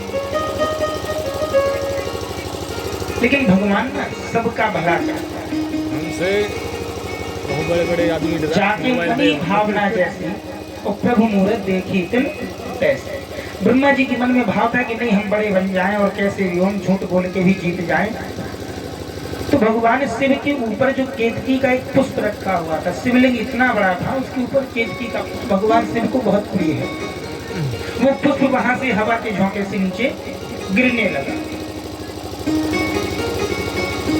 अच्छा, जो हल्की चीज होती है वो देर में नीचे की ओर आएगी और जो भारी चीज है वो तेजी से नीचे आएगी। तो ब्रह्मा जी भी लौटे वहां से और उसके ऊपर से पुष्प आ रहा था। ब्रह्मा जी तो वापस जा ही रहे थे, ऊपर से पुष्प आता दिखाई दिया। ब्रह्मा जी ने कहा ये क्या चीज आ रही, इसको देखो। रुके, ब्रह्मा जी ने उसको पकड़ा, ये तुम कहाँ से आ रहे? उसने कहा मैं तो ऊपर से आ, आपको दिख नहीं रहा? बोले ऊपर से तो आ रहे, बताओ कि ये कहाँ से? ये जो स्तंभ है ना, ये स्वर्ण कैसा चमक रहा, ये कहाँ तक है तुम बता सकते हो? केतकी का फूल हंसने लगा, बोले मैं तो वहीं से आ रहा हूँ, मैं तो इस शिवलिंग के जो स्तंभ है ना इसी के ऊपर बैठा रहता हूँ और वहीं से आ रहा हूँ। ब्रह्मा जी बोले अब बन गया काम, तुमको चल के जरा हमारी गवाही देनी है कि हम ऊपर तक गए हैं। आकर के भाई भगवान विष्णु ने तो अपनी हार स्वीकार कर ली, लेकिन ब्रह्मा जी बोले महाराज हम तो ऊपर तक गए थे और पता करके आए, विश्वास नहीं है तो आप इस केतकी के पुष्प से पूछ लो। तो महाराज केतकी के पुष्प ने झूठ बोल दिया और जैसे महाराज झूठ बोला, उस स्वर्ण जो स्तंभ था, उस स्तंभ से भगवान शिव साक्षात प्रकट हुए। बोलिए सांब सदा शिव की जय हो। स्वयंभू है, स्वयं उत्पन्न हुए, स्वयं अपनी कथा को बोले। अब उस समय पता कौन था जो भगवान शिव का प्राकट्य हुआ था, शिवलिंग का निर्माण हुआ था पहले? वो जो महाशिवरात्रि आती है, उस दिन भगवान शिव का प्राकट्य हुआ। लेकिन कुछ लोगों को पता ही नहीं महाराज। अरे बोले आज शिव पार्वती का विवाह है, विवाह। अरे विवाह नहीं है, भगवान शिव जी का जन्मोत्सव मनाया जाता महाशिवरात्रि को। शिव जी प्रकट हुए और ब्रह्मा जी को श्राप दे डाला कि तुमने अपने उच्च पद को पाने के लिए तुमने झूठ बोला। जाओ, मैं तुम्हें श्राप देता हूं कि तुम्हारी पूजा कहीं भी नहीं होगी पूरे विश्व में। तो केवल एक ही कोने में पुष्कर में महाराज उनका मंदिर और कहीं नहीं। दूसरी बात, जो केतकी का पुष्प झूठ बोला था महाराज, उसको भी श्राप दे डाला भगवान शिव ने कि तुम मुझे अत्यंत प्रिय पुष्प थे, तुम मेरे सिर पर चढ़ते थे, मेरे ऊपर जो तुम्हें व्यक्ति चढ़ा देता था उसके जीवन के सारे पाप समाप्त हो जाते थे। लेकिन आज से मैं कहता हूँ, जो व्यक्ति मेरे मुझ पर केतकी के पुष्प को चढ़ाएगा वो अपने जीवन के सारे पुण्यों को समाप्त कर देगा। तब से भगवान शिव जी पर केतकी का पुष्प नहीं चढ़ाया जाता। इस प्रकार से भगवान शिव ने कहा, सुनो, मुझसे ही तुम्हारी उत्पत्ति हुई है, मुझसे ही ब्रह्मा तुम्हारी उत्पत्ति हुई है। जाओ, मैं तुम दोनों को आदेश देता हूँ। क्या? बोले तुम सृष्टि का निर्माण करो, तुम सृष्टि का पालन पोषण करो, उसके बाद मैं संहारण करूंगा, मैं सृष्टि का कल्याण करता हूँ। और तीनों मिलकर के इस कार्य को किए, इसलिए त्रिदेव कहलाए। और वो आरती में बोलते ना, ओम अक्षर के मध्य, प्रणव अक्षर के मध्य, ये तीनों एक, ये तीन होते हुए भी एक है। कल हमने बताया कि मंच पे महाराज एक व्यक्ति है, वो 3 बार जो है रोल करने गया, व्यक्ति एक है, रूप अपने अलग अलग कर लिए। इस प्रकार से महाराज शिवलिंग के प्राकट की कथा को सूत जी महाराज ने शौनक आदि ऋषियों से कहा। आगे शौनक आदि ऋषियों ने प्रश्न किया, महाराज भगवान का जो ओम अक्षर है उसकी क्या महिमा है? पंच जो भूत संस्कार होते हैं, पंचभूत संस्कार को क्या कहते हैं? भगवान शिव का पंचाक्षरी मंत्र है, उसकी क्या महत्वता है? और भगवान ब्रह्मा और विष्णु जी ने जो भगवान शिव की स्तुति की है, वह स्तुति हम कैसे करें? बोलिए सांब सदा शिव की जय। भगवान शिव से यही जो शौनक आदि ऋषियों ने सूत जी महाराज से किया है, वही कृष्ण भगवान शिव जी से भगवान ब्रह्मा और विष्णु ने किया। ब्रह्मा जी विष्णु भगवान दोनों हाथ जोड़ करके खड़े हुए भगवान शिवलिंग के सामने प्रार्थना की, प्रभु सृष्टि में जो 5 कृत्य हैं, पंचभूत संस्कार है, उनका लक्षण क्या है, हम दोनों को बताइए। ठीक उसी प्रकार जिस प्रकार भगवान शिव से कृष्ण पूछा था, शिव जी बोले, मेरे कर्तव्यों को समझना अत्यंत गहन है, कठिन है। महाराज भगवान शिव के जो भक्त होते हैं, पंचभूत संस्कार 5 जगह महाराज उनको भस्म लगाए देखे होंगे आप। ललाटे, ग्रीवाया, वक्षस्थले, बाहुभ्याम और 5 भस्म लगाए होंगे। कंठ में रुद्राक्ष होगा। और बस भगवान शिव की भक्ति में तन्मयता के साथ किसी से कोई मतलब नहीं है। क्यों? क्योंकि भगवान की भक्ति में है। जब भगवान की भक्ति में रहोगे, संसार से कोई मतलब ही नहीं है। भगवान का चिंतन करते रहो, कहीं भी रहो, रास्ते में रहो, 24 घंटे भगवान का चिंतन होता रहेगा, तो आपके जीवन में किसी प्रकार का कोई उद्वेग, कोई पाप, कोई द्वेष, कोई ईर्ष्या आने वाला नहीं है। भगवान महेश्वर कहते हैं, जो पंच ओम अक्षर है उसकी महत्ता बताते हैं। इस ओम अक्षर में आ, उ, मा तीनों है, अकार, उकार और मकार। सृष्टि के निर्माता, यानी सृष्टि उत्पन्न करता, पालन करता और संहार करता। ये ओम की महत्ता है। और बताते हैं ओम जो अक्षर है ना, इस सृष्टि का पूरे विश्व का सबसे पहला अक्षर है, जो कहीं से बना नहीं है। ये भगवान शिव की जो नाद है ना, आवाज, गूंज, उससे निकला ओम। अगर आपके जीवन में कोई भी कष्ट समस्याएं आए, आप परेशान हो, कोई चिंता हो, आप 2 मिनट बैठ करके ओम का उच्चारण करो, आपके अंदर की जितनी भी नकारात्मक ऊर्जा है सब समाप्त हो जाएगी।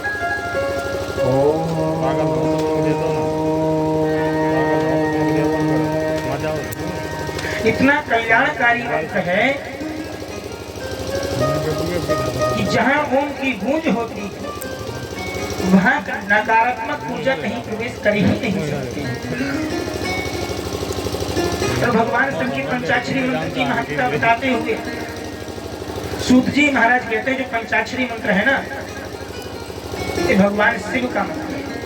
5 अक्षर है। कौन कौन से महाराज? नमः शिवाय,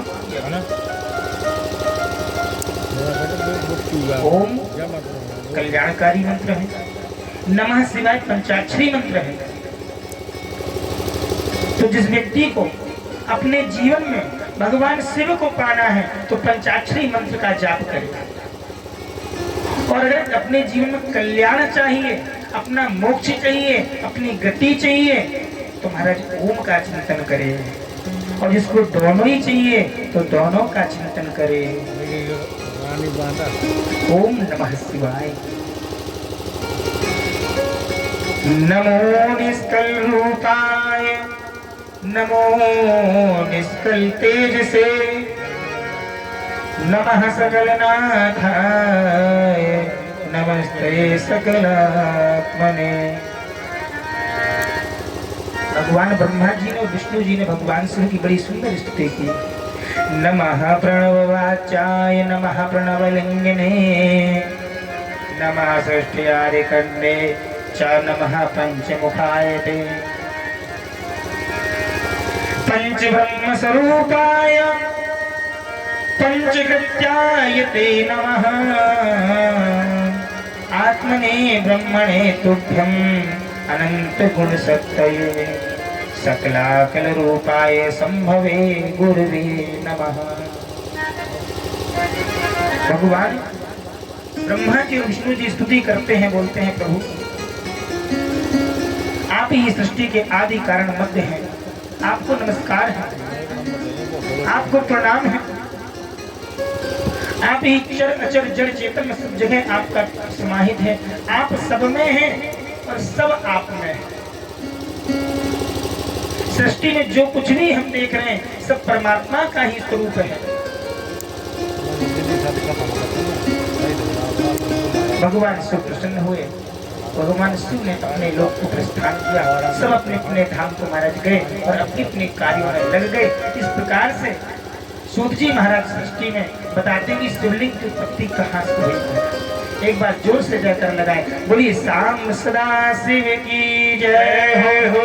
नमः पार्वती पते हर हर हर महादेव। आगे सूत जी महाराज ने कृष्ण किया। महाराज भगवान शिव की कथा कहाँ होनी चाहिए, श्रोता कैसा होना चाहिए, वक्ता कैसा होना चाहिए। सूत जी महाराज बताते हैं कि श्रोता जो हो महाराज, पहले तो स्थान की बात आएगी। अगर भगवान शिव की कथा कहीं तीर्थ स्थल में हो, अति पावन हो, और तीर्थ स्थल ना हो तो कहीं नदी के किनारे हो, गंगा जी का क्षेत्र हो या जमुना जी का क्षेत्र हो, तो यहाँ आपके यहाँ देखो गंगा जी तो नहीं, चलो जमुना जी है, केन है, नदी किनारे है। तीर्थ स्थल जहाँ भगवान स्वयंभू शिव माता पार्वती दोनों विराजमान हैं, वो तीर्थ स्थल ही हो गया। और तीर्थ होते हुए भी अगर जहाँ भगवान का अनुष्ठानिक तरीके से अनुष्ठान चल रहा हो, पाठ चल रहा हो, पूजन चल रहा हो, उसके साथ साथ महाराज रुद्र महायज्ञ चल रहा हो, वहां कथा सुनने को मिल जाए तो आपके जीवन में ना जाने कितने कितने आपके करोड़ों पापों का विनाश हो जाएगा। भगवान का महाराज जितनी भी कथाएं हुई भगवान की तीर्थ स्थलों में, कहीं प्रयागराज में महाराज, कहीं नैमिसारण तीर्थ में, कहीं सिंधु नदी सतलुज नदी के किनारे हो रही है, स्वर्णमुखी नदी के किनारे कहीं कथा हो रही है, कृष्णावेरी नदी के किनारे कहीं कथा हो रही है। इस प्रकार भगवान शिव की कथाएं अनन्य अन्य क्षेत्रों में है। बोले हमारे श्रोता कैसा हो? बोले श्रोता ऐसा हो कि भगवान की कथा को ध्यान मग्न होकर के सुने और कथा को सुने दूसरे कान से निकाल दे, ऐसा श्रोता ना चाहिए। क्योंकि भगवान की कथा तो वही है।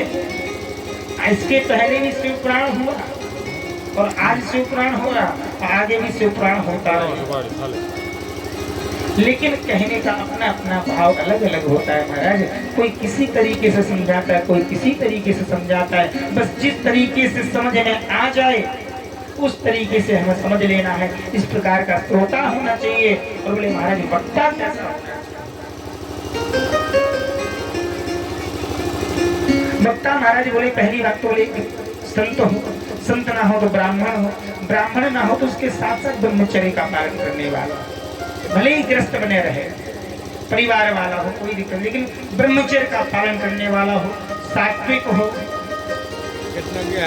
वैष्णव हो, शिव भक्त हो, त्रिकाल संध्या करता हो, भगवान का चिंतन मनन करता हो और आपकी कथा को, भगवान की कथा को आपको सही माध्यम से, जिस माध्यम से आप समझ पाए उस माध्यम से आपको समझा सके, आपके अंतःकरण उस कथा को बिठा सके, वो वक्ता श्रेष्ठ है महाराज।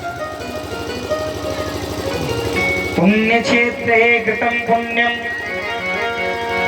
बहुधारिद्र्यमक्षति,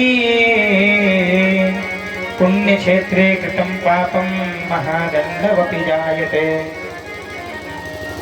तत्कालं जीवनार्थकेन पुण्येन क्षयमेष्यते, पुण्यं मैश्रितं कायो कायिकं वाचिकं तथा, मानसं च तथा पापं कादशं नाशयेत् विदुजः, मानसं वज्रलेपं तु कल्पकल्पानुबन्धः। पूरे जीवन में भगवान की कथा महाराज, आपके जीवन में जो कायिक वाचिक मानसिक सांसारिक नैसर्गिक जितने प्रकार के जो दुख है ना, इन सब का विनाश करने वाली है। कायिक हमारे शरीर से उत्पन्न होने वाले जो कष्ट, शारीरिक बीमारियां, उनको समाप्त करने वाली कथा है महाराज। वाचिक सांसारिक संसार में होने वाले सभी कष्ट,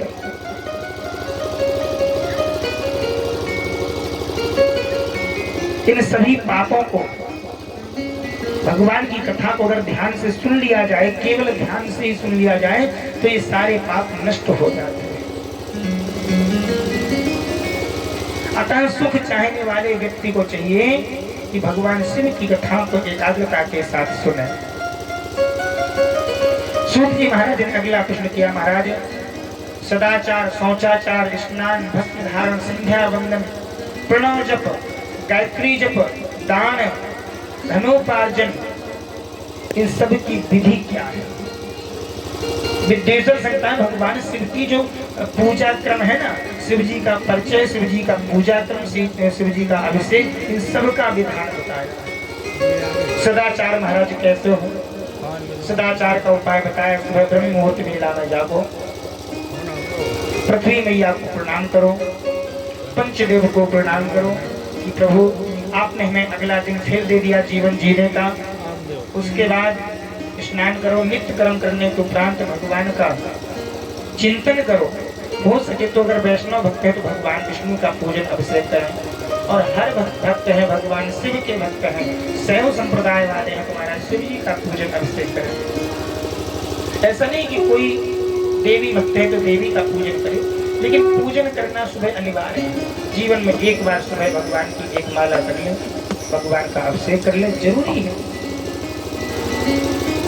सदाचार का लक्षण, सदाचार का अपने समय को सद माने अच्छे, आचार माने आचरण में, अपने समय को अच्छे आचरण में निकाले। पता चले यहाँ से महाराज निकले, रास्ते में कोई मिल गया, बोले बम भोले, तो वही चलने लगा, गलत है। पता चला दो लोग आपस में लड़ रहे हैं, हमारा उनसे कोई कुछ लेना देना नहीं है, लेकिन हम फिर भी बीच में चले गए मजा लेने, सही कर रहे हो। अब दूसरे के पास तुम सही कर रहे हो, तुम्हें मिल क्या रहा है? वो दोनों लड़ रहे हैं, तुम उनको लड़ा रहे हो, तुम्हें क्या मिल रहा है? ये हमें नहीं, ईर्ष्या नहीं करना, दूसरे के साथ कपट नहीं करना है, द्वेष नहीं करना है। शास्त्र कहते हैं काव्य शास्त्र विनोदेन कालो गच्छन्ति धीमताम् व्यसनानां च मूर्खाणां निद्रया कलहेन वा। काव्य शास्त्र विनोदेन कालो गच्छन्ति धीमताम्। धीमताम् माने महाराज विद्वान ज्ञानी पुरुष संत जन, भगवान के सत्संगी, जो भगवान का चिंतन करने वाले हैं, भगवान की कथा सुनने वाले हैं, भगवान का मनन करने वाले हैं, उनका समय पता कैसे जाता है? काव्य शास्त्र विनोदेन, भगवान की कथा का प्रसंग सुनकर, भगवान की कथा का चिंतन करके, भगवान का नाम संकीर्तन करके, भगवान का नाम जप करके उनका समय व्यतीत होता है। कालो गच्छन्ति धीमताम्। लेकिन व्यसनानां, जीवन में सदाचारी अगर बनना है तो हमारे जीवन में किसी प्रकार का कोई व्यसन ना हो। व्यसन महाराज क्या है? जो हमको कुमारन की ओर ले जाए, यही तो व्यसन है। गांजा है, बीड़ी है, सिगरेट है, मदिरा पान है महाराज। कल हम देख रहे थे बड़ी विचित्र घटना, यही सामने की बात है। मन्नू भैया थे, एक व्यक्ति जो है, पिता पुत्र दोनों आपस में लड़ रहे हैं, सत्य घटना है महाराज। पिता पुत्र दोनों लड़ रहे थे और मन्नू भैया का नाम ले लेके लड़ रहे थे। तो जीवन में अगर लड़ाई भी करनी है तो भगवान का नाम लेके लड़ लो। पिता कह रहा था बेटे से, मन्नू से पूछ लो। पुत्र कह रहा था तुम मन्नू से पूछ लो। तुमको मन्नू कौन है भैया? अरे मन्नू की जगह भगवान महादेव का नाम ले लो। तो जीवन में हमें समय को जब व्यतीत करना ही है तो भगवान का चिंतन करते हुए करें। हनुमान जी महाराज की याद बार बार आ रही क्योंकि आज मंगलवार है। हनुमान जी महाराज कहते हैं, सुंदर कांड में चौपाई आई है, कहे हनुमंत विपत्ति तब होई। विपत्तियां जीवन में कब आती? जब तब सुमिरन भजन न हुई। जब हम जीवन भगवान का नाम चिंतन ना कर रहे हो, हमारे चित्त से भगवान का नाम हट गया हो, हमारे चित्त से भगवान की छवि हट जाए, दर्शन हट जाए, उस समय हमारे जीवन में विपत्तियां आती। कहे हनुमंत विपत्ति तब होई, कहे हनुमंत विपत्ति तब होई, जब तब सुमिरन भजन न होई, जब तब सुमिरन भजन न होई। जीवन में जब भगवान का नाम न जप रहे हो उस समय विपत्तियां आती हैं। इसलिए प्यारे संसार में कहीं भी रहो, एक छोटा सा उदाहरण दे दें आप। कहते महाराज क्या करें, संसार के काम करते तो भगवान की याद चली जाती, भगवान की याद ही नहीं आती। कई बार आपने देखा होगा कि माताएं बहनें घर में भोजन पकाती हैं, लेकिन मन उनका कहाँ रहता है? या तो अपने बेटे के पास रह गए, अपनी बेटी के पास रह गए, अपने पति के पास रह गए। हमारा बेटा विद्यालय में गया है, पता नहीं कहीं गिर ना जाए, पता नहीं उसने लंच भोजन किया होगा या ना किया होगा। तो मन जो है, इस मन को जैसे अब दुनिया में भटका रहे हैं, अपनों में भटका रहे हैं, उन अपनों से हटाकर के एक बार भगवान महादेव की ओर लगा के तो देखिए। अरे काम आपको इस शरीर से करना है, लेकिन चिंतन मन से करना है। अगर मन को एकाग्र कर लिया, मन कब एकाग्र होगा? जब हमारा ध्यान केंद्रित होगा, एक जगह स्थायी होगा कि आंख बंद करके भगवान का ध्यान करेंगे, तो मन एकाग्र होगा। और मन एकाग्र हो गया तो हमारा चित्त स्थायी हो जाएगा, चित्त में भगवान सीधे दर्शन दे। तो घर में, वन में, डगर में कहूँ रहे यह दे,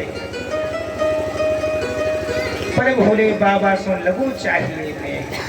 हमारा जो प्रेम है ना, चित्त है, जो मन है, ये चिंतन हमेशा भोले बाबा का करता रहे। इस प्रकार से बोले ये सदाचारी के लक्षण है महाराज। दूसरा महाराज सोचाचार बताया, पवित्रता। अगर हमें जीवन में सदाचारी बनना है, सेव भक्त बनना है, शिव जी का भक्त बनना है या हरि का भक्त बनना है, तो हमें सोचाचार पवित्र रहना पड़ेगा।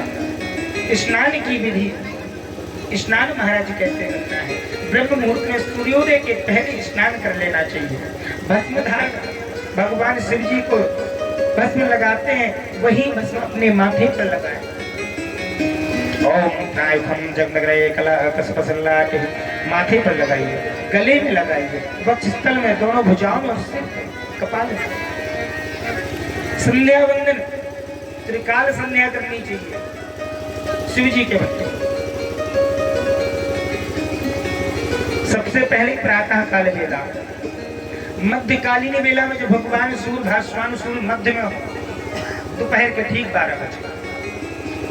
तीसरी संध्या सायंकालीन वेला। पहले के जो हमारे तपस्वी संत होते थे महाराज, बड़े तपस्वी होते थे, पता क्यों होते थे? वो त्रिकाल संध्या किया करते थे। आजकल बहुत कम लोग ऐसे हैं जो त्रिकाल संध्या करते हैं। 2 टाइम कर ले उतना ही बहुत है।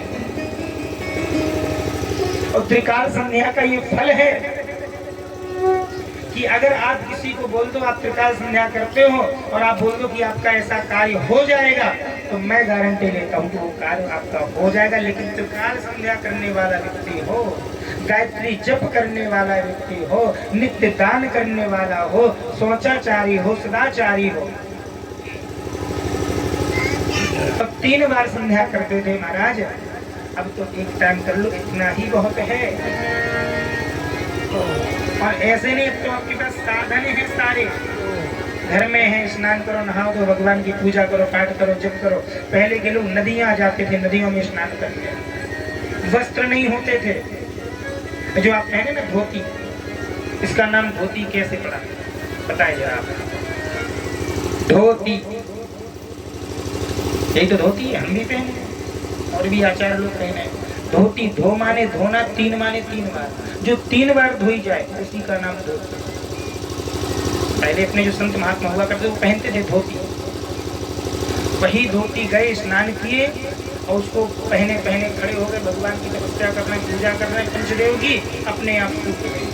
फिर 4 घंटे बाद देखा 12 बजे, तो फिर स्नान किए, फिर खड़े हो गए, पूजा किए, फिर सूख गए। फिर शाम को स्नान किए, फिर खड़े हो गए, 1-1.5 घंटे पूजा किए, तपस्या किए, फिर सूख गए। 3 बार धोए से धोते। और साड़ी जो माताएं पहनते हैं, इसका भी बड़ा अच्छा भाव है। आपने देखा घर में जितने भोजन बनाए जाते हैं, 56 भोग, कुछ भी बनाओ, दाल, रोटी, सब्जी, चावल, ये सब बनते हैं। इसके बाद में जो दूध होता है उसको सबसे बाद में रखा जाता है। दूध को सबसे बाद में रखा जाता है। हम अपनी बात बताएं, जब हम छोटे थे तो माता जी दूध पकाती थी। माता जी कहती भैया देखा साड़ी जम गई नहीं जम गई, साड़ी आ गई कि नहीं आ गई? तो हम कहते थे हाँ हाँ साड़ी आ गई दूध के ऊपर, समझे? तो दूध के ऊपर साड़ी, जो दूध को ढक दे, जो माँ के आंचल को ढक दे, जो माँ के स्तनों को ढक दे, वो साड़ी है। जो माँ की मर्यादा को ढक दे वो साड़ी है। ये साड़ी और धोती का अंतर। भगवान शिव पुराण में, सूत जी महाराज में सदाचार का, शौचाचार का, स्नान का, भस्म धारण का, संध्या वंदन का, भगवान के जप का, गायत्री जप का विधान और भगवान शिव के पुराण की महिमा का वर्णन सुनाया। इस प्रकार से आज विश्वेश्वर संहिता में बोलिए शाम सदा शिव की जय।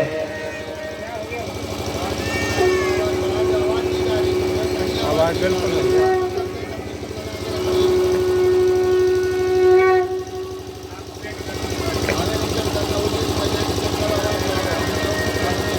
इतना कम लगा दिया था, छोटा सा गधा और खच्चर, उसके ऊपर 50 ईंटें रखने की ताकत है।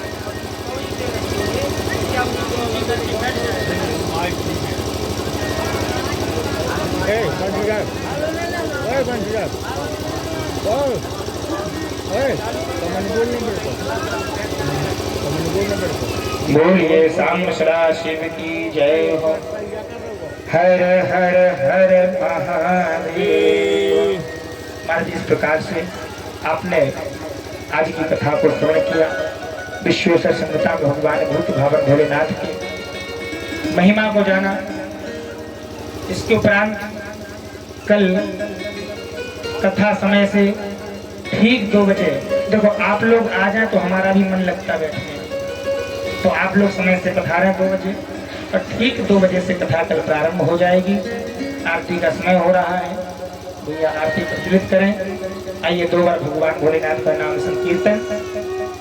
बम भोला बम भोला बम भोला बम बम भोले बम भोले बम भोले बम बम भोले बम भोले बम भोले बम बम भोले बम भोले बम भोले बम बम भोले बम भोले बम बम भोले बम भोले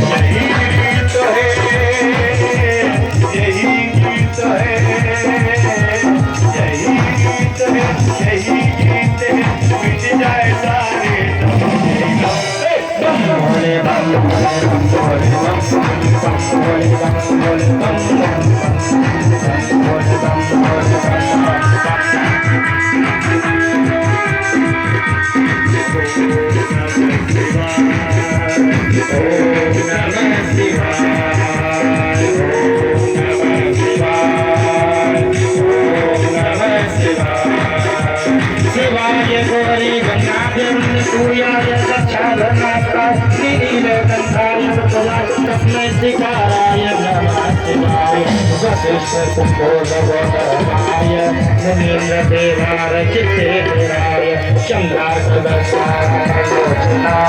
तस्मै वकाराय नमः शिवाय यज्ञ स्वरूपाय जटाधराय विनाशहस्ताय सनातनाय विद्याय देवाय दिगम्बराय तस्मै अकाराय नमः शिवाय बम भोले बम भोले बम बम भोले बम भोले बम बम बम भोले बम भोले बम भोले बाबा राम दशरा शिव की तेरी आरती गाऊं हे भोले बाबा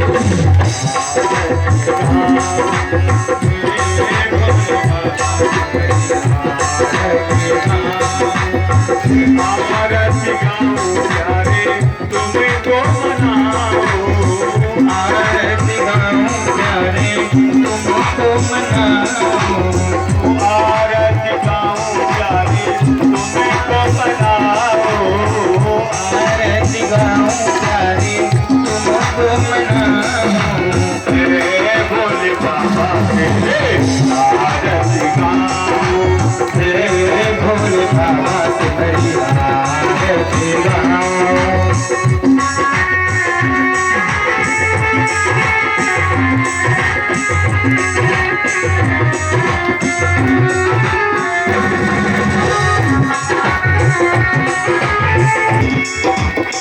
जटाओं से निकली है गंगा प्यारी जटाओं से निकली है गंगा प्यारी जटाओं से निकली है गंगा प्यारी जटाओं से निकली है गंगा प्यारी जिसने सारी दुनिया तारी जिसने सारी दुनिया सारी जिसने सारी दुनिया तारी जिसने सारी दुनिया सारी होने चरणों में सीधे नवाओ होने चरणों में हे भोले बाबा तेरी आरती गाऊं हे भोले बाबा तुम्हारी आरती गाऊं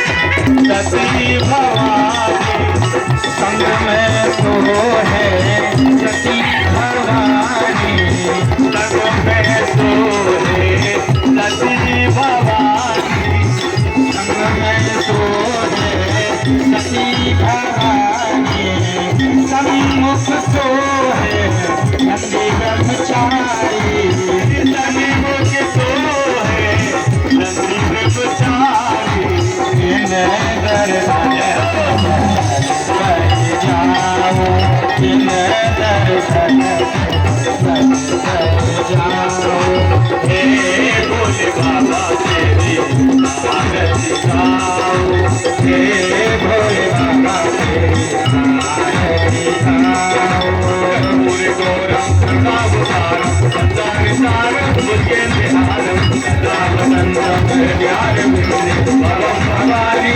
दैवम नमामि त्वमेव माता च पिता त्वमेव त्वमेव सर्वं च सखा त्वमेव त्वमेव विद्या द्रविणं त्वमेव सर्वं त्वमेव हरे राम हरे राम राम राम हरे हरे हरे कृष्णा कृष्ण कृष्ण हरे हरे हरे राम राम राम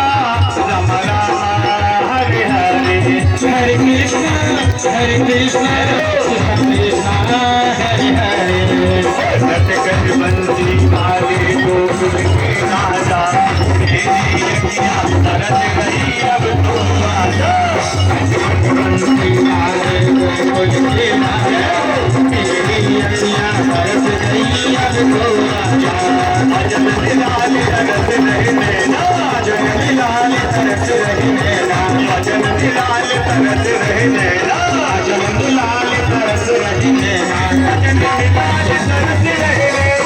जनन लाल तरस रहे नैना, जनन लाल तरस रहे नैना, जनन लाल तरस रहे नैना, रट गट बंसी वाले मन के राजा, तेरी अगिया तरस रही अब तो आजा, रट गट बंसी वाले मन के राजा, तेरी अगिया तरस रही अब तो आजा।